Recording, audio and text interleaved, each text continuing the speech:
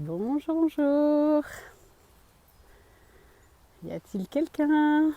Je suis ravie de vous retrouver.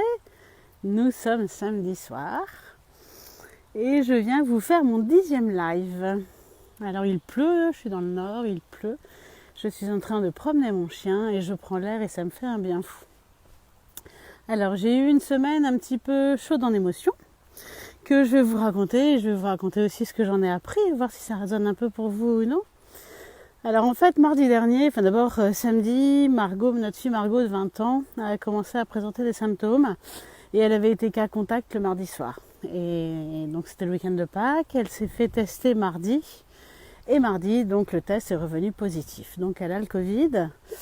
Donc ça a amené évidemment beaucoup d'émotions dans la maison, surtout chez moi en fait.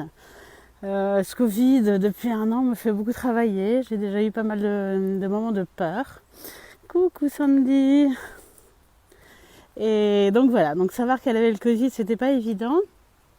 Et comment faire, comment agir, que faire. Alors Margot a 20 ans et est super responsable et elle a décidé d'elle-même de s'isoler.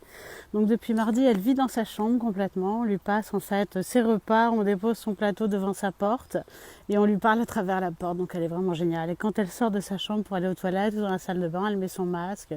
Vraiment, elle est extraordinaire. Donc nous, on fait des petits tests de temps en temps. On en a fait un ce matin et pour le moment, donc on n'est pas positif.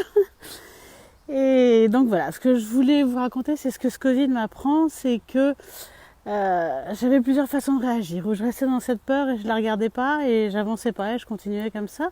Ce que j'aurais fait, ce que j'ai fait depuis 20 ans, j'ai fonctionné dans la peur. Ou ce que j'ai fait cette semaine, c'est que j'ai décidé de la regarder et d'avancer. Et en fait, je sais maintenant que j'ai confiance. Quoi qu'il se passe, je peux tomber malade. Je suis encore dans la période où je peux tomber malade. On est isolé chez nous jusqu'au 23. Donc il y a encore un long moment. Mais par contre, j'ai confiance. Je sais que tout est juste. Et même si je tombe malade, ce sera juste. Même si je suis à risque, parce que je suis trop enrobée, j'ai quelques kilos de trop. Et parce que je suis hyper tendue surtout. Donc voilà, j'ai l'âge aussi. Bon bref. J'ai décidé de ne pas avoir peur et d'être dans la confiance. Ça, c'est la première chose que ce Covid m'a appris. La deuxième chose, c'est prendre ma responsabilité. En fait, j'avais un cercle de femmes que je guide, que je co-anime avec une super amie, Marie, dimanche matin. Et évidemment que j'ai dû annuler. J'ai regardé mon agenda, j'ai dû annuler tout parce que je suis isolée. Et donc, j'ai proposé aux femmes de le faire sans moi, mais elles ont toutes dit qu'elles voulaient le faire avec moi. Et donc j'ai décidé de reporter ce cercle avec leur accord au 25. Donc de toutes les façons, le 25, ce sera ok. Sachant qu'on est isolé jusqu'au 23 quand même. Donc voilà. Donc le 25, tout sera bien et j'ai décidé de reprendre mon pouvoir et ne pas laisser mon pouvoir au Covid. Ne pas laisser le Covid de décider de ma vie, de savoir si je serai bien ou pas bien, c'est tout. De la même façon, j'ai un stage à distance dimanche après-midi et j'ai décidé de le maintenir. Voilà, je serai opérationnelle et tout ira bien pour dimanche après-midi, on verra bien. Et ça ira de toutes les façons. Donc voilà ce que j'ai appris de ce Covid, c'est que cette peur, on peut passer au-dessus, quoi. C'est peur d'avoir peur. J'avais peur d'avoir peur. La peur, elle s'est manifestée aussi dans mon travail. Ça fait une 20aine d'années que j'ai été licenciée d'un précédent travail. Et j'ai très mal vécu ce licenciement. Et il m'en est resté un manque de confiance en moi pendant 20 ans, avec une peur de dingue aussi. Et puis cette semaine, étant un peu plus établie, enfin un peu plus ancrée, cette semaine, je me suis encore pris une série de réflexions par mes patrons. Et je leur ai dit que c'était tout, que ça dépassait ma limite et qu'il fallait qu'on en parle. Et donc voilà, donc on va se prendre un rendez-vous quand je pourrai revenir au bureau, après mon isolement.